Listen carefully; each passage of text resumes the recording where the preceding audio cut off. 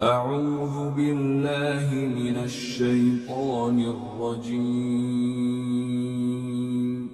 بسم الله الرحمن الرحيم سورة البقرہ آیت نمبر 25 وبشر الذين آمنوا وعملوا الصالحات أن لهم جنات تجري من تحتها الأنهار كلما رزقوا منها من ثمرة رزقا قالوا هذا الذي رزقنا من قبل وأتوا به متشابها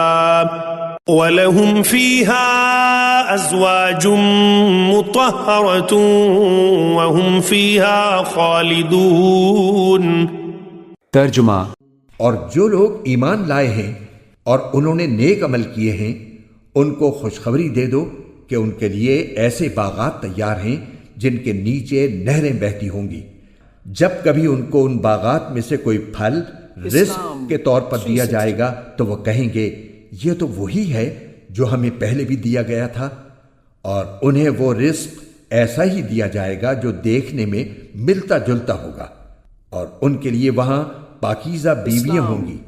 اور وہ ان باغات میں ہمیشہ ہمیشہ رہیں گے۔ تفسیر۔ یہ اسلام کے تیسرے عقیدے یعنی آخرت پر ایمان کا بیان ہے۔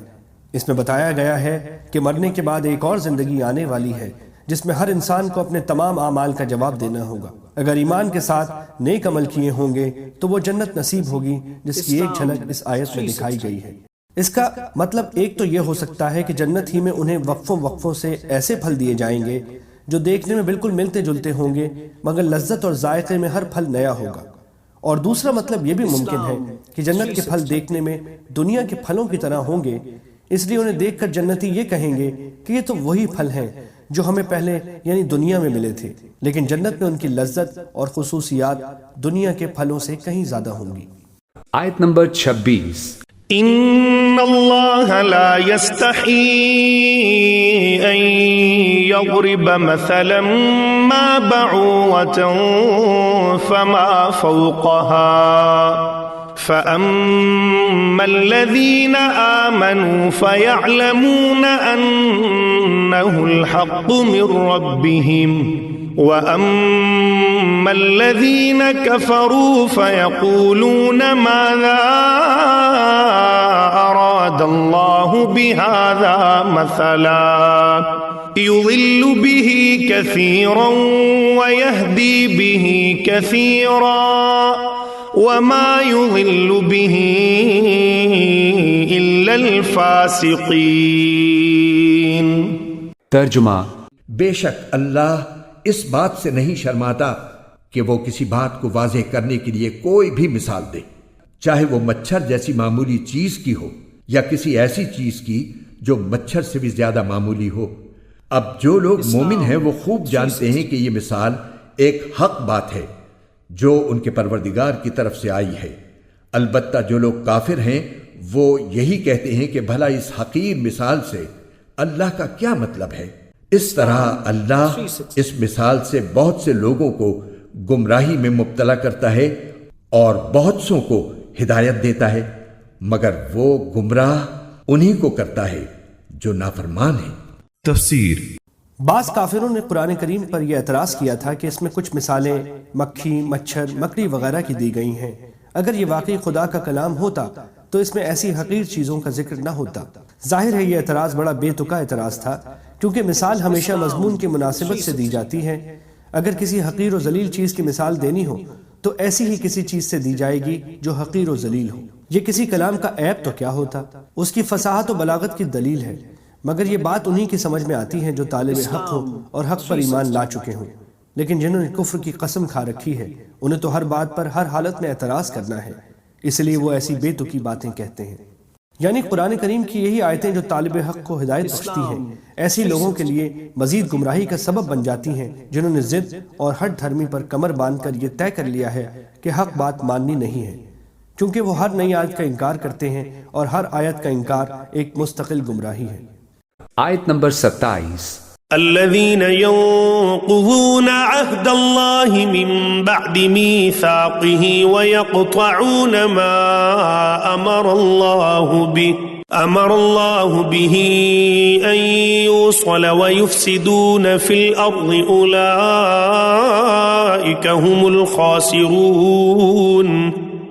ترجمہ وہ جو اللہ سے کیے ہوئے عہد کو پختہ کرنے کے بعد بھی توڑ دیتے ہیں اور جن رشتوں کو اللہ نے جوڑنے کا حکم دیا ہے انہیں کاٹ ڈالتے ہیں اور زمین میں فساد مچاتے ہیں، ایسے ہی لوگ بڑا نقصان اٹھانے والے ہیں. تفسیر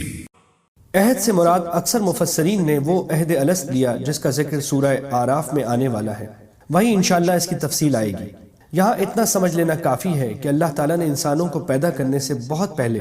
آنے والی تمام روحوں کو جمع کر کے ان سے پوچھا تھا کہ کیا میں تمہارا پروردگار نہیں ہوں؟ سب نے اللہ تعالیٰ کے پروردگار ہونے کا اقرار کر کے یہ عہد کیا تھا کہ وہ اللہ تعالیٰ کی اطاعت کریں گے.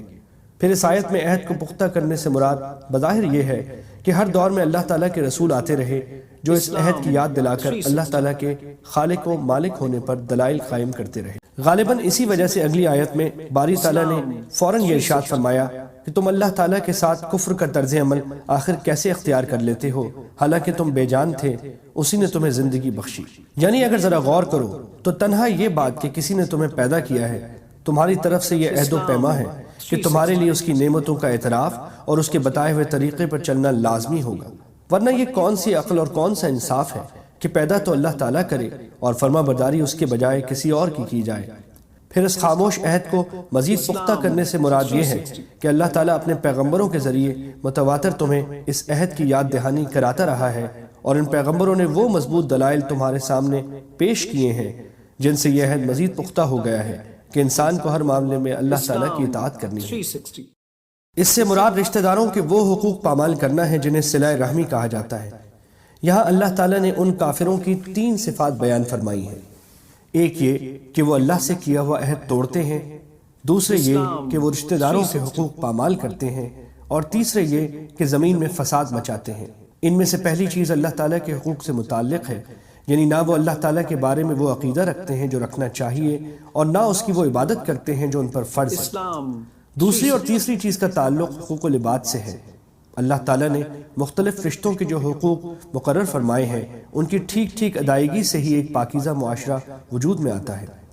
اور اگر ان رشتوں کو کاٹ کر باپ بیٹے، بھائی بھائی، شوہر اور بیوی ایک دوسرے کے حقوق پامال کرنا شروع کر دیں تو وہ خاندانی نظام تباہ ہو جاتا ہے جس پر ایک صحت مند تمدن کی بنیاد قائم ہوتی ہے. لہٰذا اس کا لازمی نتیجہ زمین میں فساد کی صورت میں نکلتا ہے.